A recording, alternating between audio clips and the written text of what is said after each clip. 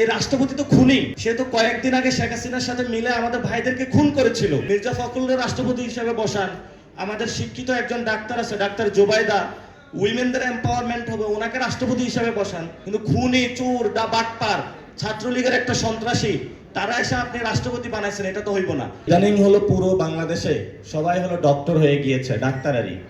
তো ডাক্তাররা এমন এমন প্রেসক্রিপশন দিচ্ছে যে হলো আমার কথাবার্তায় কেউ প্রেসারে পড়ে গিয়েছেন, এজন্য অসুস্থ হয়ে গিয়েছেন। ছাত্রদল, যুবদলের ভাইরা সবাই ডাক্তার হয়ে গিয়েছেন। তো ডাক্তারের যে বিদ্যা, এই ধরনের কোনো বিষয় নেই। রাজনৈতিক মাঠে কথা হবে, আলোচনা হবে। এবং আমরা ইফতারের আগ মুহূর্তে প্রত্যেকটা অসুস্থ মানুষের জন্য দোয়া করি যাতে আল্লাহ তাআলা তাদেরকে সুস্থ করে নিয়ে আসে। কিন্তু অসুস্থতার বিষয়কে যদি রাজনৈতিক ক্যারেক্টার অ্যাসাসিনেশন অথবা ফ্রেমিং করে কাউকে কি লেভেল করা হয়, সেটার আমরা বিরুদ্ধে ইনশাআল্লাহ লড়ব। এবং আমাদের সামনে তো অপশন বেশি নাই।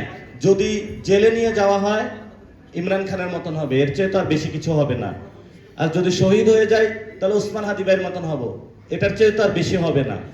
আর রাজনীতির মাঠে যতদিন থাকবো ততদিন আমরা চাঁদাবাজ, সন্ত্রাস, দুর্নীতির বিরুদ্ধে লড়ে যাব, বাংলাদেশে একটি সুষ্ঠু ইলেকশন প্রক্রিয়া নিয়ে আসার জন্য। এটাতে আমরা কোথাও কম্প্রোমাইজ করব না। আমাদের এখন যে টার্গেট, সেটা হলো সংস্কার সভা যেটা, সেটা বাস্তবায়ন করা। যদি বিএনপি এটাতে ওট পার্টির মতো মাথা নিচের দিকে বালুর মধ্যে ঢুকিয়ে চিন্তা করে যে আমাকে কেউ দেখতে পাবে না, এভাবেই আমি পরিবর্তন করব, সেটা কিন্তু বিএনপির ওই জায়গাটা তারা করতে পারবে না। যদি সংসদে ফয়সালা করতে না পারে, তাহলে রাজপথে ফয়সালা হবে। আপনারা দেখেছেন যে কনসেনসাস কমিশনটা যখন গঠন হলো, সেখানে সবগুলো রাজনৈতিক দল বসেছে, তারা একটা সিদ্ধান্তে আসতে পারলো না। পরে বললো যে না, জনগণের কাছে যেতে হবে। জনগণের কাছে গিয়েছে, সেখানে গণভোট হয়েছে এবং জনগণ রায় দিয়েছে। এখন আবারই বলে যে সংবিধানে নাই। যেদিকে যায় ঘুরায় ফেরায় হলো যে কোনো মূল্যে সংস্কারের প্রক্রিয়া থেকে তারা বের হইতে চায়। তো বলবো যে সাইন করে দিয়েছেন, গণভোটে হ্যাঁ জয়যুক্ত হয়েছে, বাংলাদেশের সকল মানুষ সংস্কার চায়, এখন এটা থেকে বের হওয়ার আপনাদের কোনো অপশন নাই। একটু কষ্ট হলো, এটা মেনে নিতে হবে।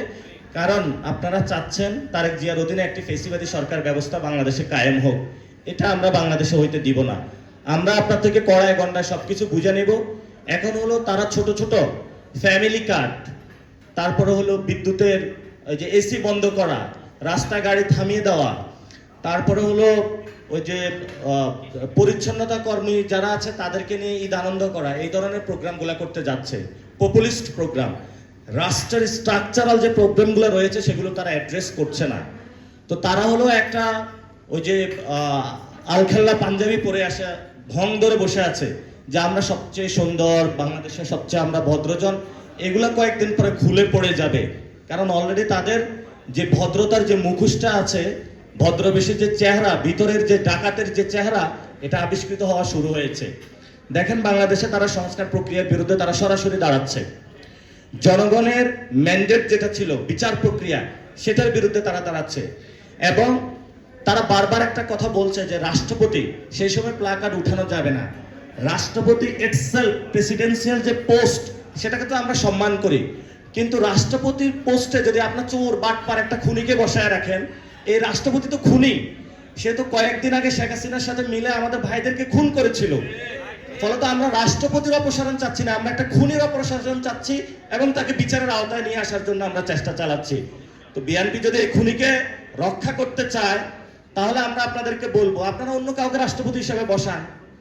আপনারা মির্জা ফখরুলের রাষ্ট্রপতি হিসেবে বসান। আমাদের শিক্ষিত একজন ডাক্তার আছে ডাক্তার জোবাইদা, উইমেনদের এম্পাওয়ারমেন্ট হবে, ওনাকে রাষ্ট্রপতি হিসেবে বসান, সমস্যা নাই তো আমাদের। কিন্তু খুনি, চোর, বাটপার, ছাত্রলীগের একটা সন্ত্রাসী, তারা এসে আপনি রাষ্ট্রপতি বানাইছেন, এটা তো হইব না।